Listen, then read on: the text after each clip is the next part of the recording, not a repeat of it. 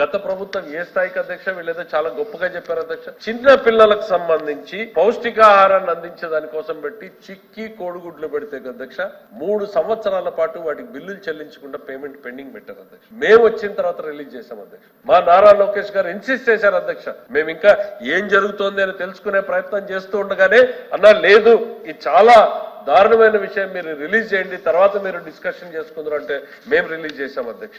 రోడ్ల మరమ్మతు అధ్యక్ష మీరు చూశారు అధ్యక్ష, రాష్ట్రంలో రోడ్లు ఏ స్థితిలో ఉన్నాయి. ప్రజలు ఓట్లేసింది ఈ రోజు మా మాటల మీద నమ్మకాన్ని విశ్వాన్ని ఉంచి ఒకవైపు అయితే రెండో వైపు ఆ ప్రభుత్వం గతంలో అవలంబించినటువంటి దుర్మార్గపు నిర్లక్ష్య విధానాల అధ్యక్ష. రోడ్లకి మేము వచ్చిన తర్వాత అధ్యక్ష గతంలో చేసిపోయినటువంటి కాంట్రాక్టర్లు ఎవరో కూడా మాకు సంబంధం లేదు అధ్యక్ష. 1200 కోట్లను రిలీజ్ చేశాం అధ్యక్ష. ఎందుకు? వాళ్ళ బకాయిలు పెట్టిపోతే కాంట్రాక్టర్లు పని చేయకుండా ఆగిపోతే వ్యవస్థ నడవాలి అనేటువంటి ఉద్దేశంతో వాళ్ళకి రిలీజ్ చేశాం అధ్యక్ష. 1వ తారీఖునే జీతాలు ఇస్తున్నాం అధ్యక్ష. కళ్యాణి గారు మాట్లాడుతూ ఏదో సోషల్ మీడియాలో వచ్చినవన్నీ శాసనసభలో మాట్లాడతారు అధ్యక్ష.